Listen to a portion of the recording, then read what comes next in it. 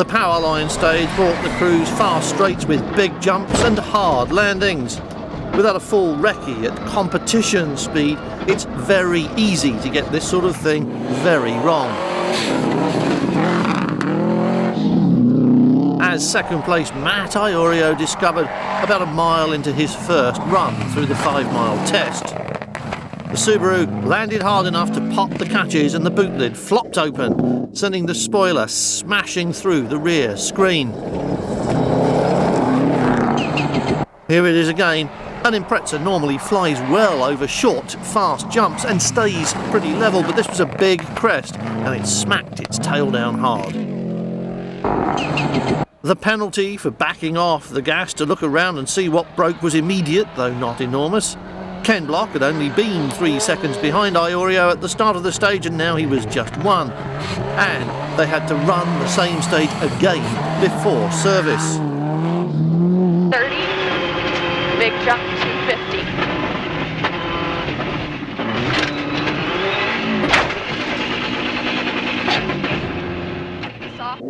Peter Workum had fallen 20-some seconds behind the leader in the dark, and he needed to hustle this morning.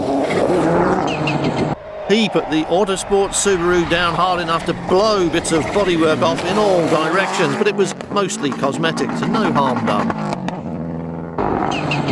It hadn't earned him any time though, but he was still drawing away from Stefan Verdier's stock Subaru as the Frenchman battled against unequal odds on road surfaces that didn't help his cause. And the elevation changes in this mountainous region to the north and east of Lancaster were just adding to his handicap. Double caution. Dip into right 4 plus, over dip. Into left 4, and left 2 minus into dips.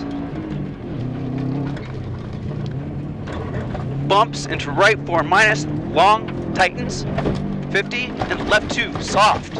Wolfie had been 6th on the overnight leaderboard and 2nd in Group N, but this first stage of the morning was also his last. The Mitsubishi was on a trailer before 10 a.m.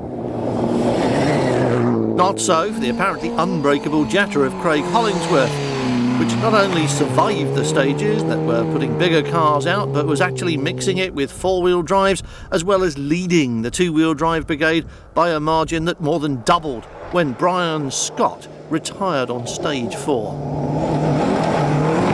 As did Victor KUHNS, the Group N Subaru stranded at the roadside just after the jump that had rattled the Subarus of Iorio and Workum. But this landing was so hard it did more than make it rattle. The Scooby went in nose first and the big puff of oil smoke signalled complete disaster. Where when we landed, it smashed the oil filter. Oil filter split open, oil pump did its job and put the oil out of the car. So that finished our rally. It's toast.